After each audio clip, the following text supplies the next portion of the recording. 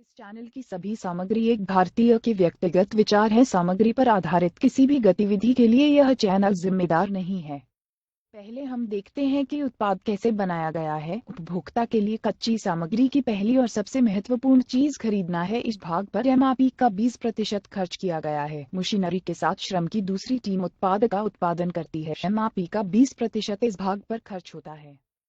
विनिर्मित उत्पाद को बड़े भंडारण स्थान में संग्रहित किया जाता है इससे पहले कि यह प्रेषित हो जाता है। एमआरपी का 10 हिस्सा इस हिस्से का खर्च होता है। परिवहन एमआरपी का 10 इस हिस्से का खर्च होता है। उत्पाद तब थोक व्यापारी के पास जा रहे हैं। एमआरपी के 10 इस हिस्से का खर्च होता है। थोक व्यापारी से उत्पाद रिटेलर पर जा रहा है। एमआरपी के 10 इस हिस्से का खर्च होता है। रिटेलर से उपभोक्ता तक उत्पाद को और अधिक बेचने के लिए विज्ञापित किया जाता है। एमआरपी का 20% इस हिस्से का खर्च होता है।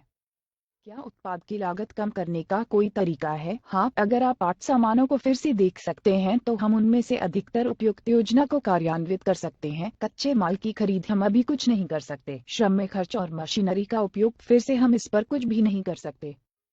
विनिर्मित उत्पाद और परिवहन के भंडारण हम इस खर्च की कीमत को जितना संभव हो उतना पास में कारखाना जोड़कर कम कर देंगे। हम थोक व्यापारी को निकाल सकते हैं और वहां से सीधे खुदरा विक्रेता को वहां से उपभोक्ताओं को उत्पाद प्राप्त कर सकते हैं। हम विपणन से पूरी तरह से बच सकते हैं और लोग मुंह के वचन से उत्पाद के लिए विपणन,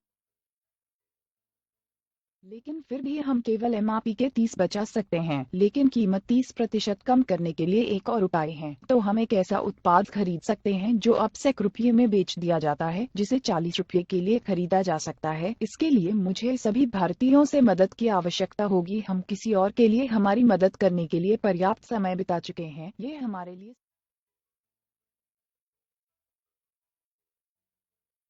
मैं एक भारतीय सोचा था कि इस देश को एक विकसित राष्ट्र बनाने की मेरी जिम्मेदारी है, इसलिए मैंने इस चैनल को शुरू किया। यदि आप इस भारतीय को विकसित करना चाहते हैं तो एक विकसित देश इस चैनल की सदस्यता लेंगे और आपके परिवार को यह करने के लिए एक साथ जुड़ने का अनुरोध करेगा। जय हिंद।